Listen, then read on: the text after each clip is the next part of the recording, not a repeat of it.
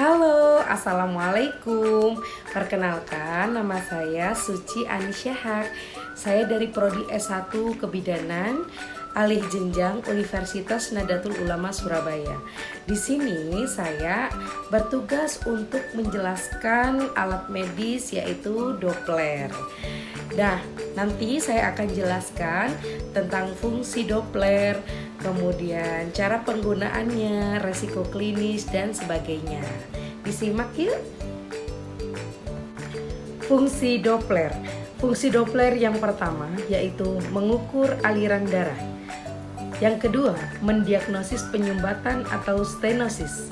Yang ketiga, memantau janin dalam kehamilan. Yang keempat, menilai fungsi jantung. Yang kelima, mendeteksi trombosis vena dalam. Resiko klinis dalam penggunaan Doppler. Yang pertama yaitu kesalahan diagnosis. Yang kedua, ketergantungan pada operator. Yang ketiga, pemanasan jaringan. Dan yang keempat, ketidaknyamanan pasien. Nah, kita perlu menyiapkan alat dan bahan sebelum kita memeriksa DJJ. Alat dan bahan yang pertama yaitu kita harus menyiapkan yang namanya tisu. Kemudian kita menyiapkan yang namanya antiseptik.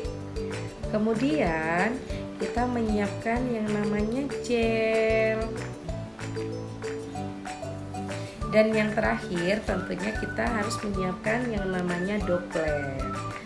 Pastikan baterai yang ada di dalam Doppler tidak dalam kondisi habis atau sedikit karena akan mempengaruhi hasil DJJ. Nah, di sini saya akan menjelaskan bagaimana cara SOP penggunaan Doppler.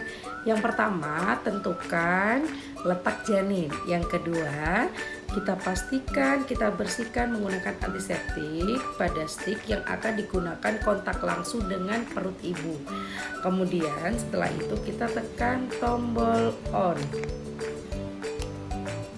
Kemudian kita berikan gel di perut ibu.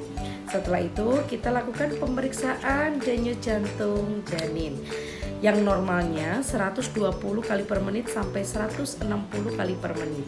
Setelah itu kita matikan tombol power dan kita bersihkan perut ibu menggunakan tisu. Terima kasih. Kendala dalam mengoperasikan Doppler. Yang pertama, ketergantungan pada operator.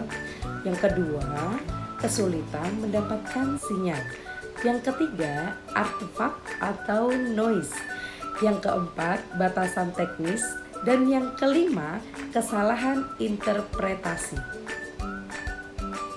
Inovasi alat yang bisa diusulkan untuk Doppler yaitu bisa menggunakan Doppler tanpa kabel atau wireless Doppler, di mana dapat mengurangi kendala kabel yang sering mengganggu pergerakan operator. Ini juga meningkatkan kenyamanan pasien dan dapat memudahkan penggunaan di ruang perawatan yang terbatas. Terima kasih teman-teman. Semoga video ini bisa bermanfaat untuk teman-teman semua. Assalamualaikum warahmatullahi wabarakatuh.